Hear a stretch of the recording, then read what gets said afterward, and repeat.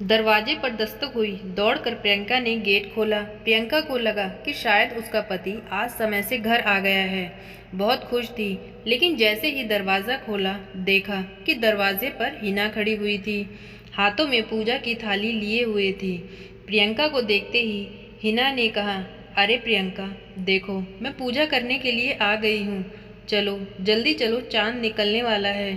चल कर छत पर पूजा करते हैं। हिना प्रियंका के पड़ोस वाले घर में ही रहती थी और वे दोनों हमेशा करवा चौथ के दिन साथ में ही पूजा किया करती थी। हिना को देख कर प्रियंका की भवें तन गई। प्रियंका ने कहा, अरे ये क्या है, तूने इस बार फिर से वही पुराना सूट पहन लिया। कम से कम इस बार तो नया सूट खरीद लिया होता। मुझे देख, मेरी साड़ी देख रही है, कितनी महंगी साड़ी है। पता है मेरे पति खुद खरीद कर लाए हैं मेरे लिए करवा चौथ पर, और हर साल मेरे लिए कुछ न कुछ नया ही खरीद के लाते हैं और मुझे कुछ न कुछ उपहार भी देते हैं। और तू हर बार करवा चौथ पर पुराने कपड़े ही पहन लेती है। इस बार भी तूने यही घिसा पिटा सूट पहन लिया। मुझे तो तेरे साथ पूजा करने में शर्म आती है। हिना कहती है, प्रियंका ये तू कैसी बातें कर रही है, हम दोनों बचपन के दोस्त हैं, तो इस तरह से बात करके मुझे बेइज्जत मत कर। प्रियंका कहने लगी, देख तुझे बुरा लगे तो लगे, पर मैं इस बार तेरे साथ पूजा करने के लिए जाने वाली नहीं हूँ। जानती है मेरी साड़ी 5,000 की है। अगर मैं तेरे साथ इन कपड़ों में तेरे साथ जाऊंगी तो लोग क्या कहेंगे कि इसकी साड़ी भी इतनी महंगी नहीं होगी, ज़रूर इसने किसी ठेले वाले से ही खरीदी होगी। तो अपने साथ साथ मेरी बेइज्जती भी कराती है। सोसाइटी में पहले ही कई बार मुझे तेरी वजह से बहुत कुछ सुनने को मिला है। मोहल्ले की सभी औरतें कहती हैं कि इसकी सहेली पर पहनने के लिए ढंग के कपड़े भी नहीं हैं। मुझे शर्मिंदा होना पड़ता है। तो अपने पति से बोलकर इस साल करवा चौथ पर एक सूट ही खरीद लेती। हिना ने कहा, खरीदने को तो खरीद लेती। देख तेरे घर के हालात ठीक हैं, पर मेरे पति इतना नहीं कमाते कि मुझे हर त्योहार पर नए नए कपड़े खरीद कर दे सकें।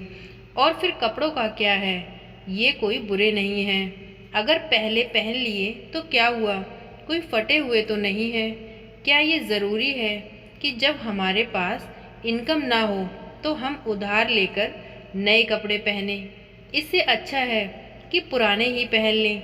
और फिर इसे कपड़ों का क्या महत्व है, ये तो पति पत्नी के रिश्ते का त्योहार है। इसमें भला कपड़े बीच में कहाँ से आ गए। और मैं तो अपने इन पुराने कपड़ों के साथ भी बहुत खुश हूँ। प्रियंका कहने लगी, जो भी हो, पर मुझे माफ़ कर। तेरे साथ जाकर मुझे अपनी बेइज्जती नहीं करानी। तू जा, अपनी पूजा अलग कर ले। मेरे पति आने ही वाले होंगे, मैं उनके साथ जाकर ही पूजा करूँगी। प्रियंका ये नहीं सोचती कि हिना को कैसा महसूस होगा और वह उसकी बेइज्जती कर देती है। हिना चुपचाप वहाँ से चली जाती है, क्योंकि प्रियंका उसकी अच्छी दोस्त थी, तो उसने उसको ज़्यादा कुछ नहीं कहा और वहाँ से चली आई। मन में बहुत उदास थी। अपने घर की छत पर गई और जैसे ही वह छत पर पहुँची तो देखा कि उसका पति वहाँ इंतज़ार कर रहा था और पूजा की थाली लिए उसने चांद को देखकर अपने पति के हाथों से पानी पिया और उसे पता चला कि पूरे दिन से उसके पति ने भी उसके लिए व्रत रखा था। दोनों में बहुत ही प्यार था और दोनों ने इस तरह से चांद को देखकर अपना व्रत खोला।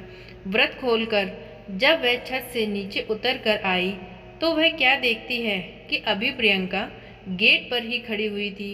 वह सोचती है, प्रियंका अभी तक गेट पर क्यों खड़ी हुई है, उसके पति नहीं आए होंगे। जबकि प्रियंका ने उसकी बहुत बेइज्जती की थी, पर फिर भी वह उसके पास जाती है और कहती है, अरे प्रियंका, तू अभी यहीं खड़ी है, देख मैं तो पूजा करके आ भी गई। लगता है हर बार की तरह इस बार भी तेरे पति समय पर नहीं आए और तुझे इंतज़ार करना पड़ रहा है। देख ना प्रियंका, छोटा मुंह और बड़ी बात, तुझे बुरा तो लगेगा पर मैं कहूँगी ज़रूर।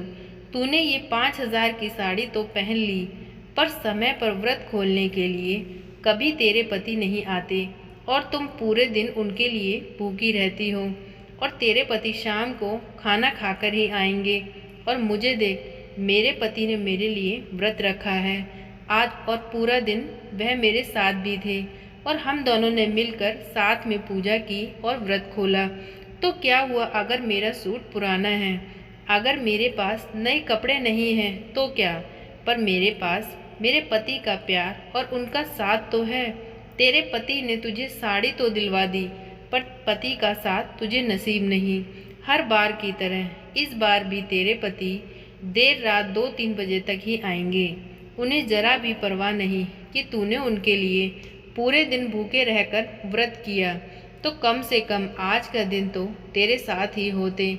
तो मैं तो तुझे यही कहूँगी कि अगली बार तू अपने पति से यही कहना कि चाहे वे तुझे नई साड़ी दिलवाएं या ना दिलवाएं, पर कम से कम पति पत्नी के इस त्योहार पर तेरे साथ रहें, तुझे अपना वक्त दिल दें, उपहार दें या ना दें, पर अपना प्यार तुझे दें।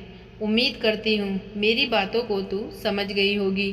महंगे कपड़े और उपहार से अच्छे रिश्ते का सबूत नहीं मिलता। अच्छे रिश्ते की यही पहचान होती है कि हमारा हमसफ़र हमसे कितना प्यार करता है, हमें कितना वक्त देता है, वह ज़रूरी होता है। क्षमा चाहती हूँ, मेरी बातों का बुरा मत मानना, पर मेरे जो मन में आया वो मैंने कह दिया, और इतनी बात कहकर हिना वहाँ से चली गई। प्रियंका की आंखों से आंसू बह निकले, क्योंकि हिना ने जो कुछ भी बोला था वह सच ही तो कहा था। और फिर प्रियंका को अपनी गलती का एहसास होने लगा कि हिना अपनी जगह बिल्कुल सही है। अगर उसने महंगी साड़ी नहीं पहनी तो क्या हुआ, उसका पति पूरा दिन उसके साथ था, उसने भी अपनी पत्नी के लिए व्रत रखा, और मैंने इतने महंगे जेवर और साड़ी पहनकर भी पूरा दिन मैं अकेली ही थी। जिसके लिए मैंने व्रत उपवास रखा वह पूरे दिन मुझसे दूर था, और पूजा के समय भी वह घर पर नहीं आए। देर रात घर आते हैं, वह भी खा पी कर आते हैं। हिना किस्मत वाली है कि उसको प्यार करने वाला और साथ देने वाला पति मिला है, जबकि मेरे पास तो पति के दिए हुए उपहार और कपड़े ही हैं, पति का साथ और प्यार नहीं। तो दोस्तों, ये थी इतनी सी कहानी। आज की करवा चौथ की कहानी आपको कैसी लगी प्लीज़ कमेंट करके बताएं। प्लीज़ वीडियो को लाइक करें, चैनल को सब्सक्राइब करें। Thank you.